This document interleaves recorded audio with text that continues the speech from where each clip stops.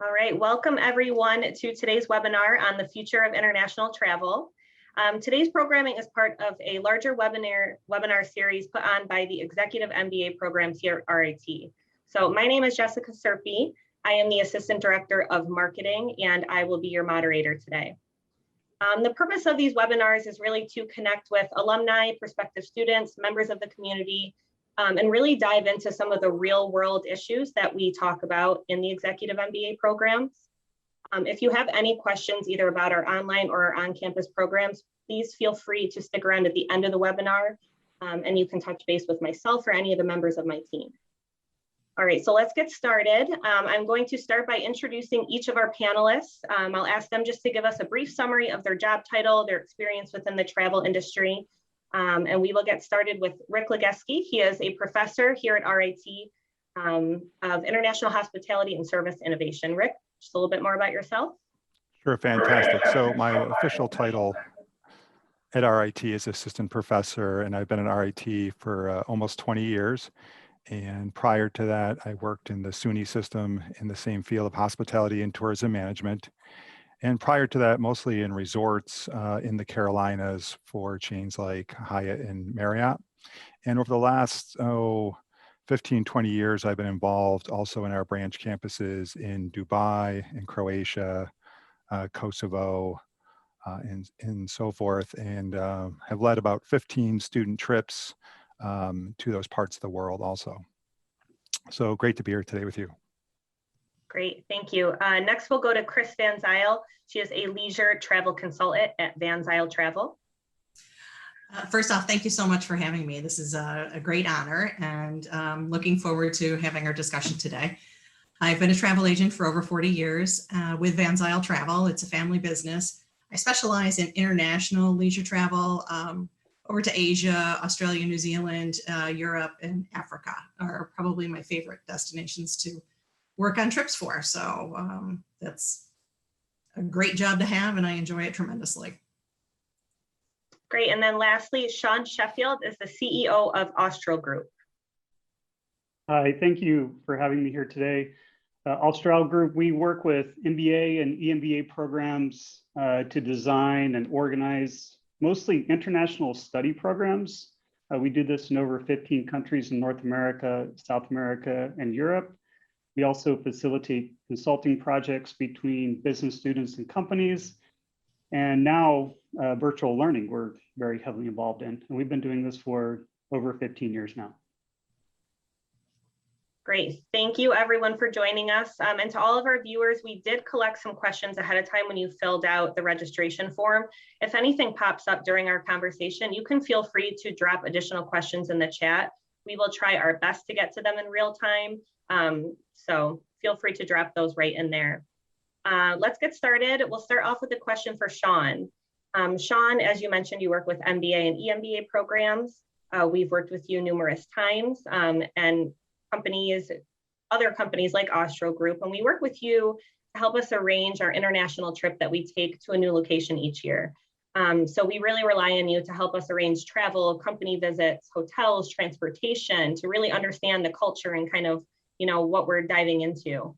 Obviously, this past year has looked a lot different. Can you talk a little bit about what a typical year looks like for you as a business versus what you saw in this past year? Sure. A typical year generally consists of, we'll design and organize with universities such as yourself an international study program for them, where we organize an itinerary full of visits to companies and senior executives and consulting projects between business students and global organizations. Like I said, we do this between 200 and 300 times a year across about 15 different countries. This year was a bit different. We were caught right in the crosshairs, I would say, of the impact of the pandemic, and global travel stopped completely for everybody. And similar to many other companies, we had to make a dramatic shift, and we had to do it quickly. I think the first thing that we did was we lowered our cost structure. So a year ago, we had 6 offices around the world, and now we just have one headquarter office here in Santiago, Chile. So we shifted completely to a work from anywhere approach, which has been challenging, but I think overall very, very good for us. Another thing that we did is we shifted a large portion of our workforce who in their traditional roles would be organizing travel logistics or managing programs or giving tours. We had to reassign people fairly quickly. We tried to do this without letting anyone go, which was really important to us, but we reassigned a good majority of our team according to their interests and their skill sets. And then I would say finally, since live content was not an option, like many other companies, we embraced virtual solutions. So last summer, for example, we created a consulting project platform that allowed students and companies to match consulting projects between business students and their organizations. And we were able to roll out over 600 of these virtual consulting projects with companies around the world. So we were headed in that direction anyway, but the pandemic forced us to go there quicker. Great. Yeah, and I know from experience, our EMBA programs, we did take part in some of those virtual international capstone projects with you with companies in Colombia. So thank you for sharing that. I'll move things over to Chris now. Chris, we had a ton of questions about, we're thinking about the future of international travel. What can we expect in terms of costs? What sort of trends are you seeing? We've seen some of the lowest airline prices that we've ever seen, in decades, right? So what can you tell us about what we can expect kind of in the short term and the long term with that? I think already we're starting to see some adjustments happening. Because there's not as much airlift as there always has been, the airlines have readjusted all of their schedules domestically and internationally to fit the amount of people that were traveling. There was a very small group of people traveling, and people are now starting to shift, and people are getting, the vaccines and things, and they're traveling more domestically.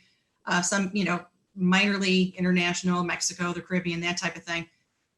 So you are starting to see the airline prices are starting to creep up again. They're low right now. They want people to start, booking. They want people to be prepared for the future.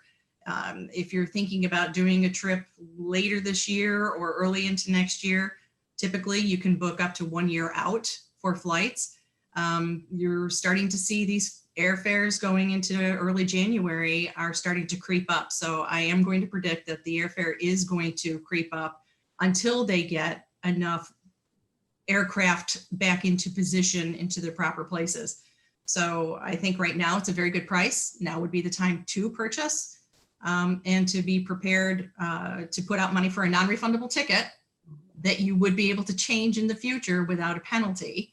But it's probably time to start thinking about booking things. Great. And what are you seeing in terms of other industries like cruise, hotel industry? I think you guys work a lot with cruise lines. What are you kind of seeing on those fronts? That's tough. The cruise industry right now is it's sailing over in Europe. Within Europe, Europeans can sail. Italians are going on MSC Cruise Lines. Royal Caribbean now is going to start opening up for departing out of Israel for Israelis going over to Cyprus and to Greece. Americans just are not invited yet. The borders are not open for us to go.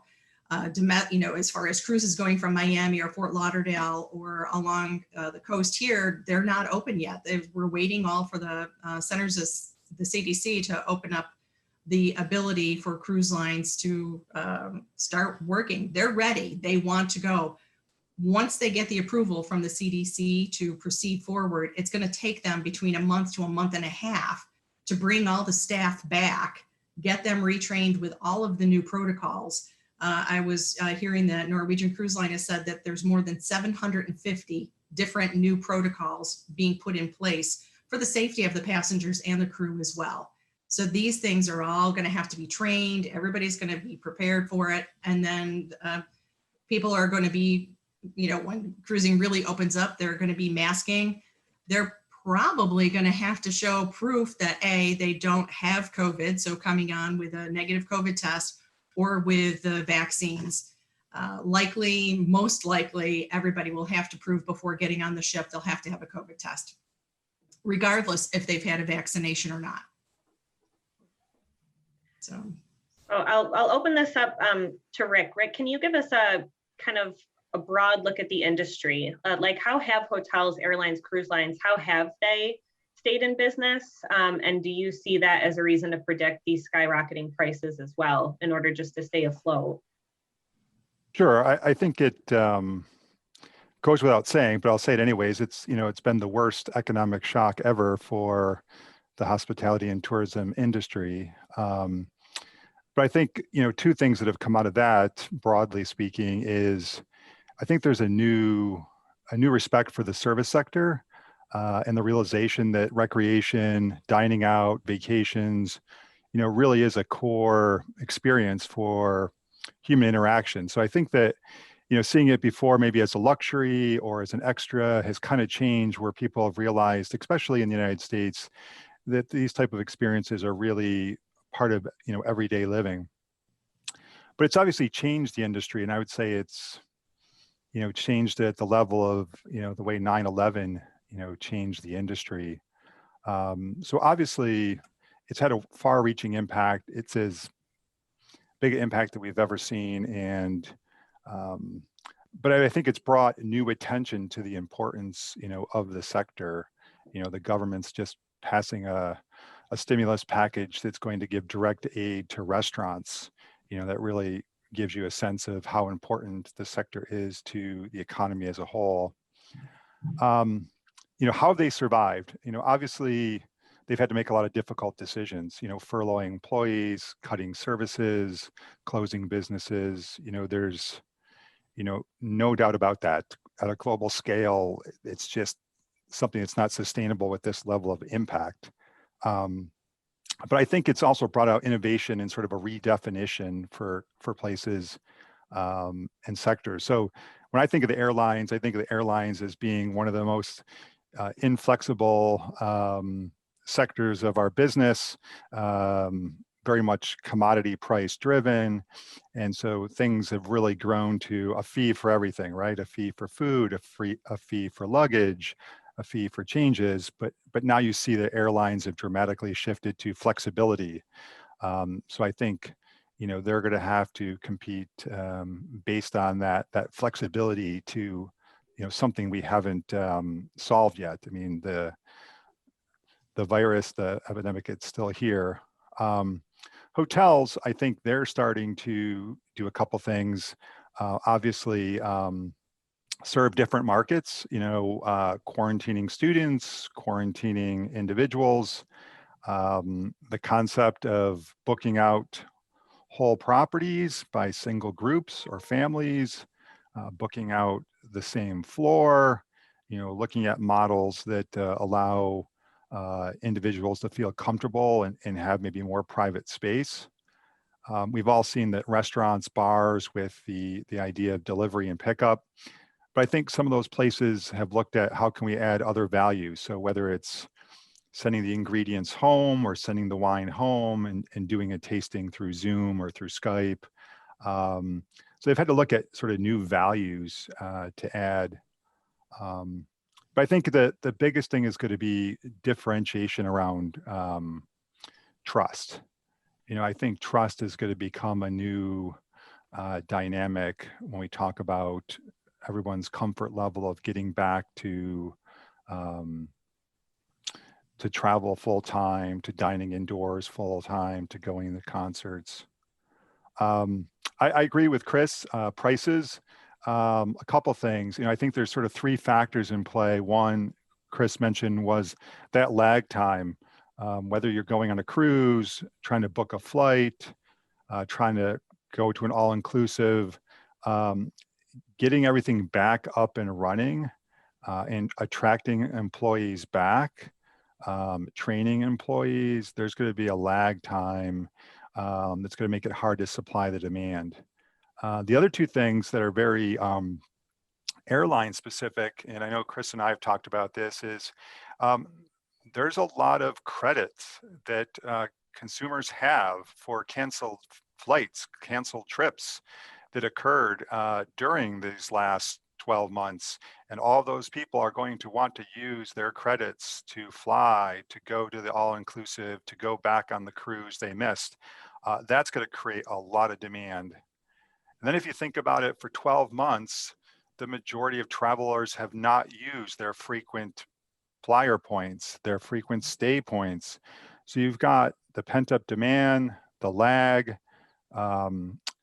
the reimbursed trips, and then this unused set of mileage. So I think those things are going to create a lot of stress on supply and definitely cause prices to go up. And that actually leads me into an interesting question we had in the chat, just in terms of like travel insurance, right? So what are people going to do now to protect themselves if all of these credits and everything aren't going to be so easily handed out? And this might be something in the educational sector, Sean, that I'm sure you guys deal a little bit with, or Chris. So whoever wants to take this one. I'll start with this one. Travel insurance is tough. It's changing dramatically. Trips were not covered because of COVID. COVID is a pandemic, and insurance does not cover for pandemics. So, you know, our goal, my goal as a travel agent, was to get as much money back as possible, or airline tickets refunded, that type of thing. And that's what we did. We got everything back, or I was able to get adjusted or moved, or, you know, the least amount of money lost for our clients because insurance was not covering it. We put a lot of insurance on hold for people whose trips were canceled. And now they were hoping to be able to get them booked, but there's restrictions that go on with policies now that have been put on hold. Insurance is going to be an important thing to have. Insurance that covers for bankruptcy is probably going to be the most important thing, because the travel industry, the hotel industry, the airlines have changed so dramatically. They've taken such financial hits. Trying to make sure that you're working with a company that you feel is going to be financially solid and not default is going to be something very serious to think about. So there's actually lists out there that you can refer to for companies that are not covered for bankruptcy, that type of thing. In the event that somebody, if you were ready to go on a trip and you've purchased insurance now because you're nervous about COVID, that type of thing, insurance still does not cover for fear of travel. So there's nothing that's going to cover you for fear of travel. You may be able to purchase a policy with a tour operator or with some companies that would reimburse you for cancel for any reason, but you're not going to get all your money back. You typically would only get 60% of your money back. So insurance is a tough one. If you had COVID, you would be covered, or an illness that would create something so that you were unable to travel at the time. So, but insurance is tough, and it's increased in cost. So there are insurance companies. We use Travelex. We've used Allianz in the past. Also, you know, the tour operators, insurance policies, that type of thing. There's a lot of options out there, and I definitely recommend having insurance. And a lot of countries now are going to require you to have insurance, because this insurance actually becomes your primary medical while you're out of the country, and will cover a lot of the medical expenses that would be possibly incurred should you develop COVID while you're traveling. Great. So when we're talking about planning travel in the future, it's really twofold, right? So we need to pick a destination where we feel safe, and that we kind of trust that things are going to stay open and things are moving obviously in the right direction. But we also need to look at locations that we're allowed into. I know, Chris, you mentioned, you know, there's things going on around the world, but Americans aren't allowed to enter yet. So Sean, this question will be for you. I know Austro Group has, you know, put a huge focus on risk assessment when you're looking at locations to bring these student groups to. Can you talk a little bit about the criteria that you're looking at when it comes to rating destinations? And then I'll ask you if you have just any insider tips on locations that you're really thinking like, this is going to be the next place to travel to, and it's going to be safe and easy to do that. Sure, absolutely.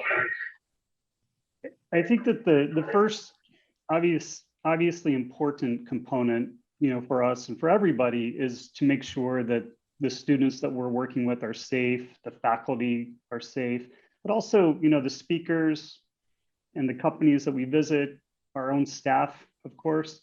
So we just want to make sure that we have the right priorities in mind when we're discussing what destinations are open for business. And when we look at that, we look at both the origin of where people are coming from and also the destination where they're going. We want to make sure that they're compatible, right? And so that it's a safe combination for both sides of the equation.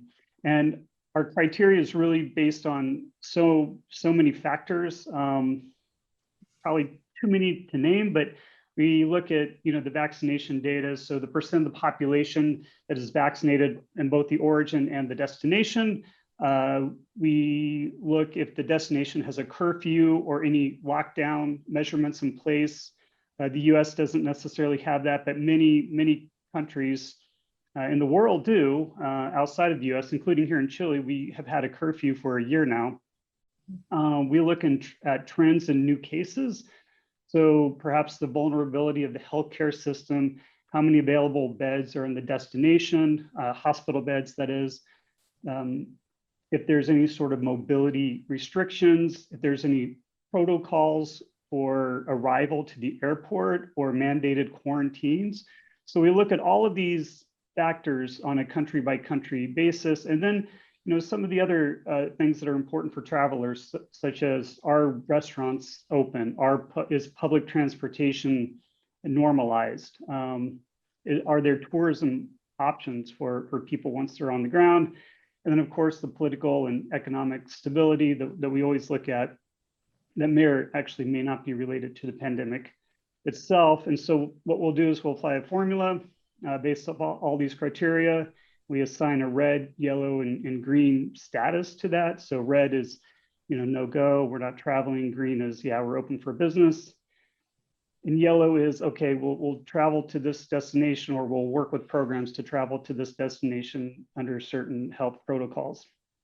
We currently don't have any country in the world that's designated as green currently. I mean, we're evaluating it. And in fact, we only have 2 countries that are designated as yellow, meaning that, tomorrow we would feel completely comfortable taking a group of students from one destination to another. That's Chile and Costa Rica, by the way. We're evaluating 6 others that we'll probably upgrade in the next few weeks. And, that's pretty much it in terms of how we evaluate it. I would say that we are looking at several of our destination countries that will be ready and open for business and considered green by the end of this year, the US included, which we operate a lot of programs in here in Chile, of course, and some destinations in Europe. Great. So as we're talking about travel, I think one of the hot topics we keep hearing about, and we had a bunch of questions about this on the form, is the elusive vaccination passport. So I'd kind of like to hear everybody's take on this. Maybe I will start with you, Chris, but just to hear what you guys have heard in terms of how this might work. You kind of look at this as something that is positive to allow you to travel, but do you see another side of it that might be limiting others from traveling and from not being able to travel if they can't or won't get the vaccine? So what have you kind of heard about that? Well, they are definitely in the process of working on a travel passport, a health passport. It's going to be an app. And what I know, the International Airline Transportation Association is actually very big into this, and they're really working to create something that's going to be secure and safe. It's going to be the card when you receive the vaccine. It's super important that you save that card and make sure that that is not as lost, because that is what's going to be used. Likely, it could just be a photo of the card being loaded up onto this app, as well as possibly your passport information. It's going to go to probably a company that's going to verify, yes, this is Chris Van Zyl, and yes, these are valid vaccines that she has received, and this is her, and then that would give you some type of approval. I don't know what it's going to be. I know that there's a lot of concern about fraud with this going on, so I know that there is going to be something, it's going to be consistent, it's going to have to go through an approval process to receive. I do think that there's going to be countries that are not going to allow people to enter unless they have been vaccinated. This is something that we're just starting to see with Europeans traveling amongst themselves. Iceland is getting ready to open up their country to Europeans. They're putting down some pretty strict requirements. But if you've got the vaccination and you've got proof for things to go on, Even here in the United States, things are starting to loosen up a lot, including in New York. If you've got your vaccinations now and you've traveled, within the United States and are coming back, if you're vaccinated, you no longer have to quarantine when you come home. So things are changing, things are going to be moving, and they're going to be moving quickly. They just have not found the right way to do this yet, but they've been working on it for months. Sean, do you have any insight on that when it comes to the group educational travel? Like, is that something that you guys are going to start advising on as you're planning these larger trips? Yeah, I think we will. We haven't taken a definitive position on it yet. We're going to follow a lot of what the country mandates are. And, Chris hit on the topic of a lot of these countries will require it. We're being told that by many of the governments and many of the airlines that we work with. But not only the countries, we're starting to hear from companies that they'll receive students, groups of MBA or executive MBA students in their offices, provided that they are able to prove that they've been vaccinated. And so that will be, I think, quite a challenge. The nice part about that is that if people choose not to be vaccinated, that these hybrid programs and the virtual programs will continue to exist so that people can participate, even though perhaps they're not allowed to visit certain companies. But we do hear a lot about it, and we do anticipate that it will be something that's really actively discussed going forward. Great.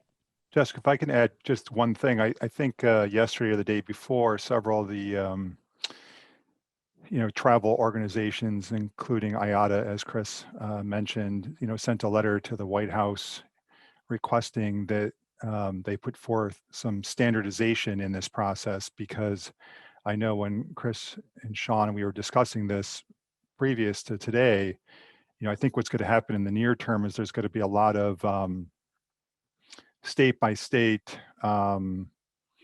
different types, kind of like getting on a plane with your license versus a passport versus whatever form of ID. I think there's going to be an initial period where there won't be clarity in terms of what counts. Is it a PDF of that card that you got when you got the shot? Or is it something in your passport when they slide it through the machine that shows? So the good news is, all the travel companies realize this is going to be really difficult for them to manage at the airport or at your port or departure. And they've asked the White House to look into creating some standardization around verifying whether you've had the vaccine or verifying whether you've had tests. So that's a good thing, but I think that standardization probably is 6 to 12 months away, because as they responded, their focus now is getting people vaccinated first. Mm-hmm. And if you look at the CDC right now, their stance is do not travel. So this is not a priority for them at this moment, but it's good that at least the industry is given them the charge that we need help standardizing how we're going to check all these things. Right. So I have a question in the chat here about travel to Europe, and I'd kind of like to hear everybody's stance on that. So whether it's, Sean, when do you think you'll be sending student groups to Europe again? Chris, when do you think you'll be planning leisure trips there? Rick, when would you potentially be open to, seeing class trips going there again too, with some of the work that you do? I know in the executive MBA programs, Europe's not off the table for our upcoming international trip that we're planning for October. So, we're really moving full steam ahead in planning this year's trip. And, we're hoping we're going to see a lot of places opening up. So I kind of like to hear what you guys think on that. Sure, I can take that from our perspective. As I mentioned earlier, we currently don't have any destinations in Europe that we feel comfortable taking students to right now. We are evaluating a handful of countries over there just based on some of the data points that I mentioned earlier. I believe Ireland, I think might be the only one that we're considering upgrading at this point. But we do anticipate that we'll have Europe travel to Europe in Q4 for sure, and possibly towards the end of Q3. And that's what we're planning for right now. I would completely agree with that. I think Sean's kind of hit the dates right on. I would say Europe, I'm hoping, late August, early September, we're going to really start to see things open up. I've got a trip planned for myself to travel in November, and I'm really got my fingers crossed because I really want to go on that trip. So I do think that we'll start seeing things open up and hopefully get moving from there. Yeah, I think there's two sides to that. There's obviously the destination being open, and right now, at least I've seen a lot of places that constantly are still marketing the idea that they're open to travelers. So there's the idea of Europe being open and welcoming to U.S. tourists, and visitors, and I think that will happen sooner than later with the vaccination and the passport. I think the other part of it, and especially speaking from taking trips for RIT, is always that risk assessment on this end. Some of you probably don't remember, and some of you do, mad cow's disease in Europe and the UK. And I remember wanting to take a student group there, and yes, we could go visit there and the UK would welcome us, but at the time, the state I was in said, do you want to bring that disease back to all the cows in Vermont? And I said, no, I don't want to be the university that does that. So from our standpoint, I think RIT will always assess, yes, this might be okay from a European point of view, but does risk management think it's going to create any kind of issues coming back? So I think for every organization, every person, right? Does your health insurance cover it, as Chris mentioned? Does your company still pay you or cover you if you come back from doing certain things? So I think it's two sides. I think the opening up and welcoming people will happen very quickly, much quicker. And I think the idea of will it make sense based on all the different criteria? Speaking for myself, I would have traveled to Florida during break, but the idea of quarantining and different issues with New York State and my own work and going to campus. So Florida was open for me to visit, but it wasn't going to make sense to take the risk, not so much health, but just the risk of how it would impact work and life coming back to the state. So I think it's going to be an assessment of how might this impact me coming back to the United States. And we all probably have heard, the Biden administration has announced they plan to have a vaccine for every American by the end of May. So just interested, maybe Rick, we'll give this one to you again too. Do you think that's going to have kind of a big impact on the way that Americans are looked at when traveling to these countries? I know we have some of the highest numbers of COVID cases and deaths. So, that's obviously a step in the right direction. What do you kind of think about that?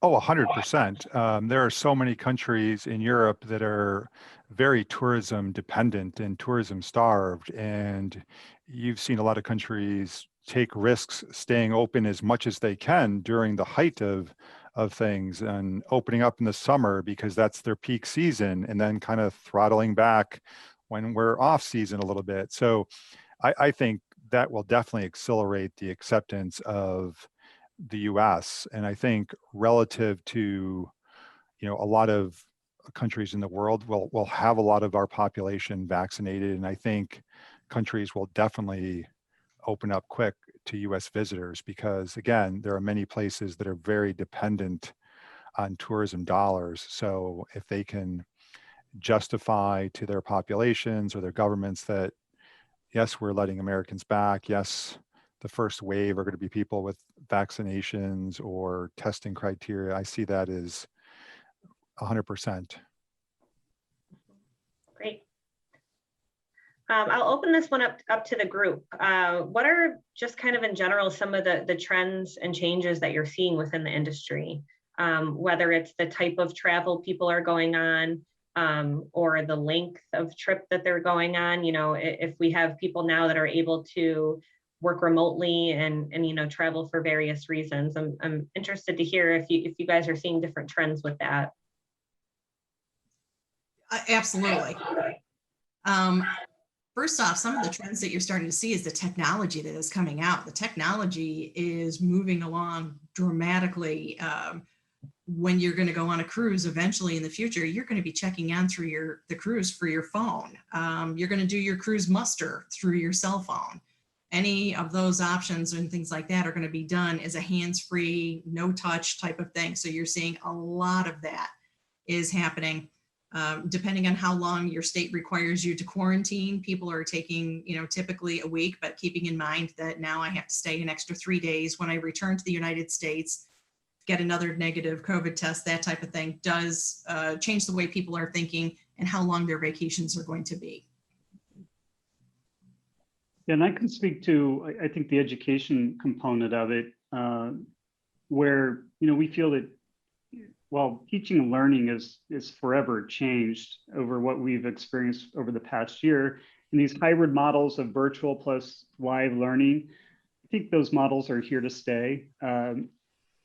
We've seen this technology in the education space really blend, I would say, into education to allow it to both massify content delivery, but also what we're seeing now, what we've seen over the past year, and I think we'll continue to see, is it really allows students to curate and customize their educational experience, even more so than we saw perhaps a year ago. So I think we'll continue to see this blending of traditional, non-traditional, virtual, and even corporate learning type of structures, and students will continue to demand and set the tone for what their curated educational experience will be. And that's something that I see will continue to develop and change over the next several years.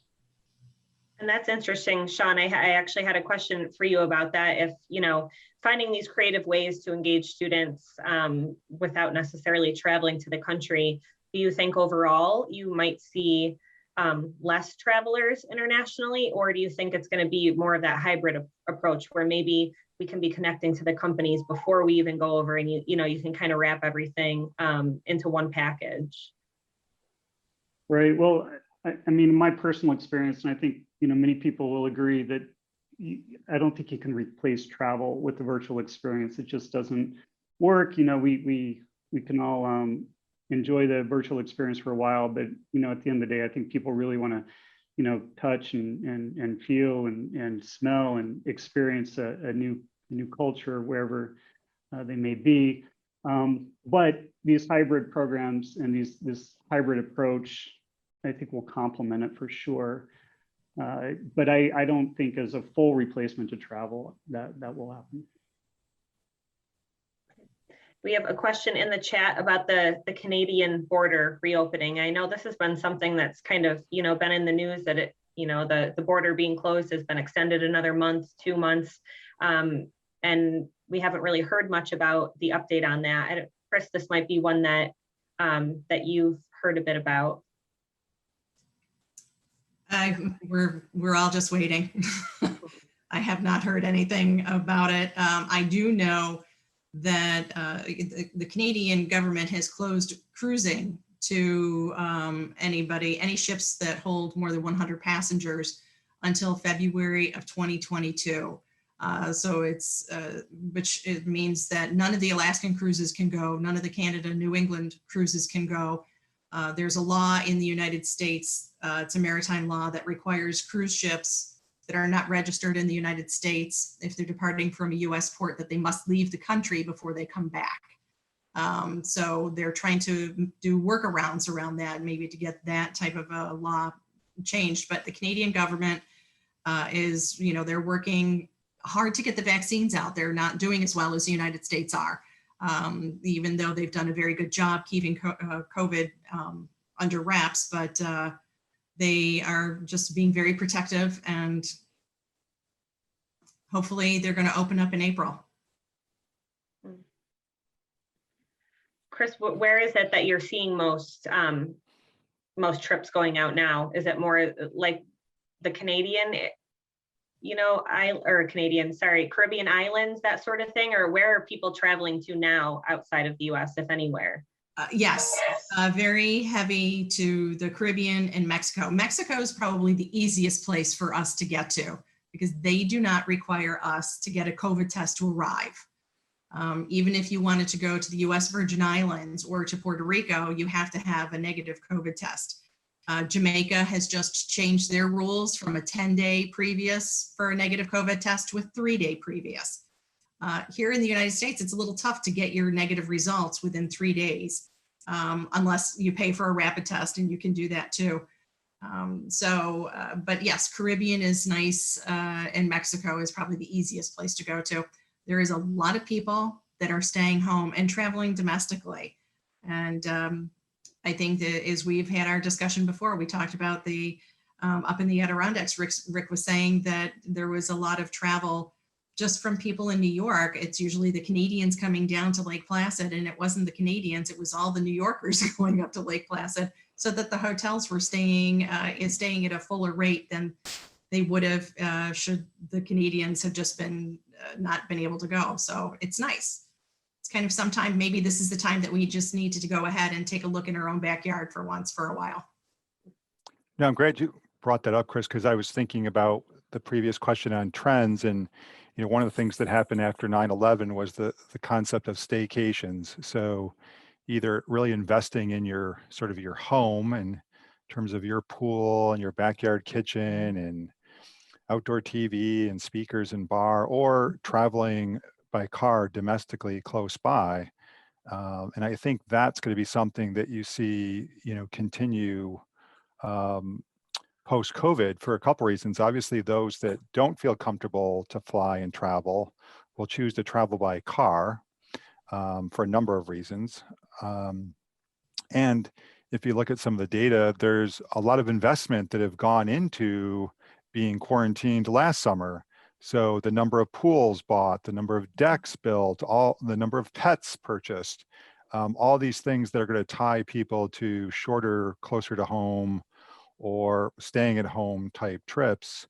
I think people have invested a lot of money domestically in that. So I think the staycation concept, or very short, 2 to 6 hour travel by car trips will continue to really be bolstered by this.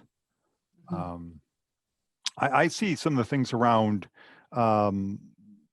open spaces, outdoor spaces, and sort of traveling in what you've probably heard, your pod, your family groups, where everybody that you're with, and you're either now renting a house when you used to go to a resort, because you're kind of creating this little pod of who you know and your comfort level of staying with people that are, in your same circle. And I think that's going to impact, how industries look at marketing, because we tend to think of all the news of international travel or all the people that are going on spring break in Miami at the beach as sort of the dominant mindset around travel, where there's a mindset we don't see because it's the person that's a little cautious, worried, that's not going to choose to do that right away or not take the first round of vaccinations. They're going to have a different, travel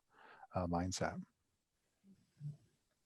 I just wanted to ask Rick, just to follow up on that. Do you see this as what sort of permanent effects do you foresee from this? Well, again, the one I just mentioned there is, I think, that outdoor space, space is luxury, as in the part of the world that you're in, there's a lot of outdoor experiences that people can enjoy. There's certain destinations that are heavily dependent on people being in large crowds indoors at certain museums, certain types of events. So I think the importance of creating space for individuals, that's going to be, viewed as a sort of a new luxury, being outdoors or being in large open spaces.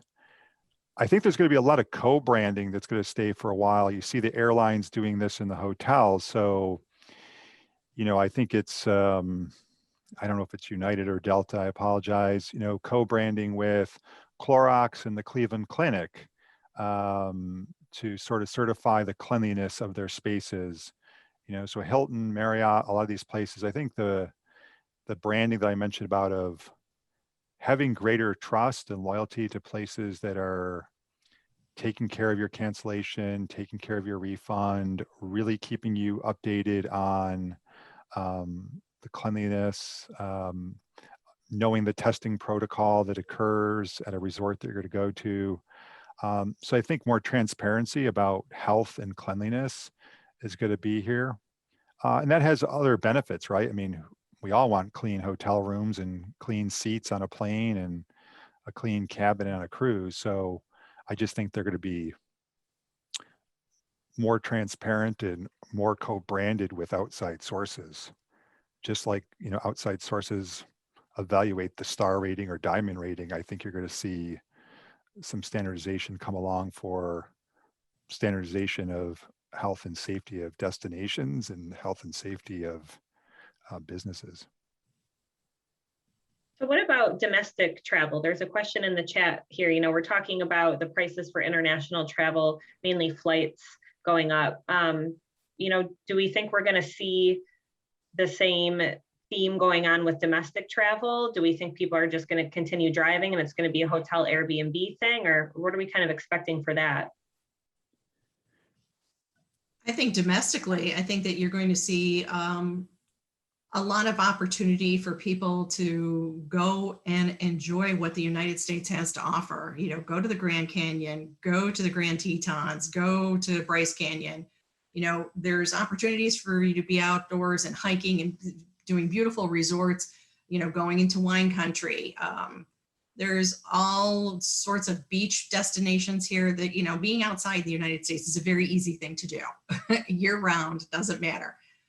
I do think that you're going to see, as people do start traveling, it's going to increase the cost of airfare. It's going to increase the cost of hotels. So it doesn't matter if it's domestic or international. I think that you are going to see rates starting to creep up. I think there's a little bias built into the system too, that I'll call it the luxury market, but the wealthier consumer has some advantages, right? So as Chris mentioned with insurance, you can insure against COVID if you want with cancel for any reason insurance, but it's expensive and it usually only covers 50 or 60% of the cost of your trip. If you have to quarantine someplace, it requires you to have more, let's say, time off. So I think that prices will bump up and people who can afford to, deal with any kind of quarantine or extended stays, have that flexibility at work can do that. Those that aren't worried so much about losing the money, they just want to travel, or they're willing to pay the expensive insurance to cancel if they want to. So I think there'll be I'm definitely seeing it now as I'm booking travel domestically, that there's a lot of the supply. People are taking longer vacations, so there's less choice. I mean, there's less, opportunity, and people are gambling. I don't mean that in a bad way, but they're betting on the vaccine, and so people are planning in advance. Almost everybody I run into now is, as Chris mentioned, I got this trip planned in October or late summer or early. Everybody's kind of hoping. So I think domestic is just like it did last year, is going to see a big boom, but it's going to be even more so with the vaccine.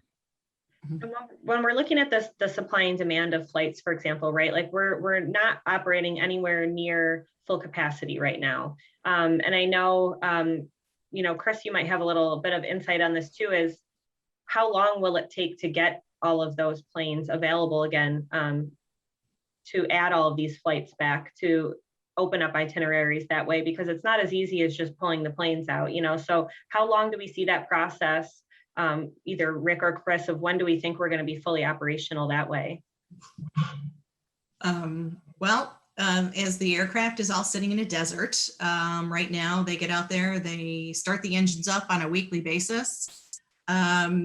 That aircraft, before it comes back into service, is going to spend 1 month going and having a complete overhaul of every aspect of the aircraft to make sure that it's safe to travel before they put passengers on board. Then it's going to have to do its test runs and things. So I think that you're going to see the big hub cities are going to get the aircraft probably moving the most. And then slowly but surely, you're going to see the smaller regional airports, Rochester, Syracuse, Buffalo, it could be Cincinnati, Ohio, or Cleveland, or any of these smaller airports will slowly start to get the service back. It's literally changes on a weekly basis. I can come in one morning and the schedule is great and it's all set and everything's ready. And I come in tomorrow and JetBlue is now pulled the 6 a.m. flight and now leaves at 10 o'clock, and it just dominoes on everything else that's attached to that. So we're going to have to kind of sit back and wait for the airlines. I don't know when it's going to come back. I can really hope that it comes back sooner than later. But I do believe that it will come back. It will come back up because the demand is here. But I think that at this point now, with a lot of borders still being closed, they just can't do anything until Americans are welcome back. And Chris, I think you mentioned quickly something about the U.S. Virgin Islands, and we do have a question in the chat here. Do you know what you're seeing in terms of traveling to the U.S. Virgin Islands if you have been vaccinated specifically, is what this question's asking? Right now, having the vaccine right now is just a bonus. When you're traveling, it doesn't really matter yet. They have not got these things into place yet. If you're traveling to the Virgin Islands, you must have a negative COVID test done within 5 days of your arrival. You also have to go on to the U.S. Virgin Islands website and complete their health form and apply to enter the territory. So you have to you have to load up your negative COVID test. You have to fill out their form. The form, I know when you send it in, is taking a minimum of 48 hours for them to respond. So definitely do this 5 days out before you're going. And then you're going to get a QR code. And it's going to come back and it's going to be a nice little sheet and it says, travel safe, be well, here's your QR code, welcome to the Virgin Islands. But you have to do that. So being vaccinated right now is just a very nice thing to do. It's very good for our community and our country, but nobody else cares about it because they want to make sure that you don't have COVID.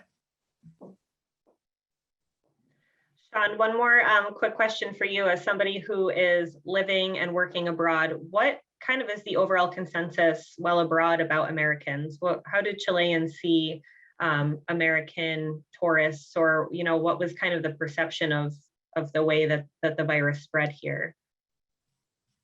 Well, speaking of my experience here in Chile, Chileans, and I would say on many levels, from a business point of view, and certainly from a social point of view, they really embrace Americans and U.S. travelers to Chile. And that hasn't changed at all. I think that if anything, people are really encouraged by some of the recent news that has come out about the U.S. and its vaccine rollout, and they've been very encouraged by that. And Chile is also, like I said, they're currently ranked #1 in the world in terms of vaccine penetration of their citizens, higher than the U.S., higher than Israel, which are also in the top 3. And so I think that there's certainly a respect there for what the U.S. has been doing. Great. So I have kind of just a final wrap-up question that I'd be interested to hear from all of our panelists. And this is not a black and white cut and dry question, but just interested to hear, what do you think will be the biggest challenge we can expect to face when it comes to traveling once travel really returns?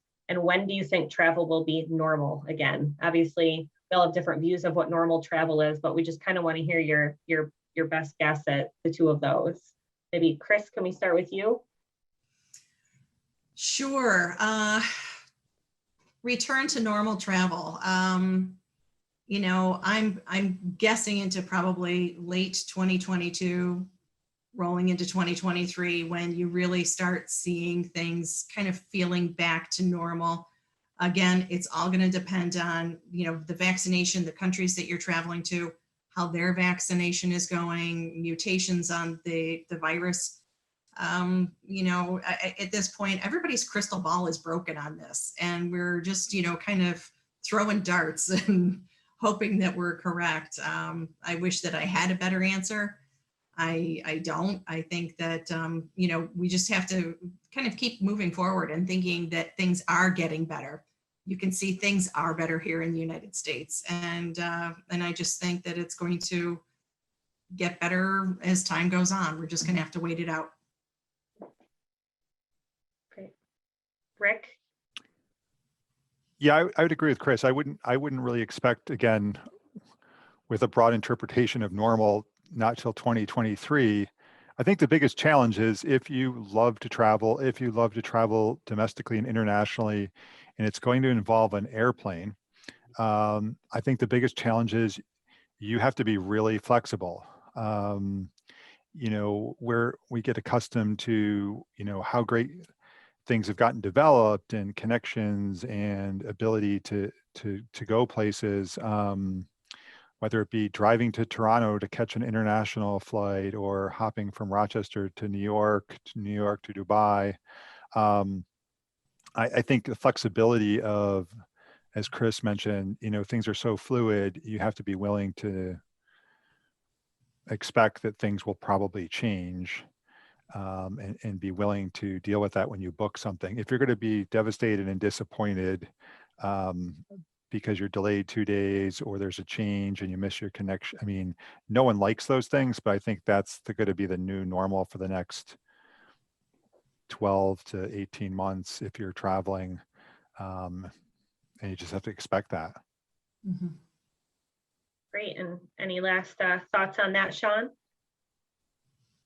Well, I think as it relates to our industry, I think Rick is right on with the flexibility, not only for travel, but I see in some regards what we're starting to hear is the social and professional, you know, contract has been completely renegotiated. For example, when we take large groups of students, you know, to a company to meet with the CEO, that may not occur at the same level that we're accustomed to, right? You know, companies don't necessarily want large groups of strangers walking around their offices, you know, touching things and coughing and whatnot. So we're having to I think, balance the way that we offer content in our industries, you know, that we don't use people's elevators, restrooms, conference rooms, et cetera. So we're shifting a lot of that to, I don't know, iconic outdoor locations, I would say, and large indoor spaces that we wouldn't have used before. So there's going to be a certain level of flexibility, not only on the travel side, but I think also on the social and business venues as well. Great. Well, thank you so much to all of our panelists. This was a great discussion. Thank you for joining us. And thank you to all of our viewers. Again, if anybody has questions about the program in general, if you want to stick around, feel free, and thank you. Thank you. Thank you, Jessica.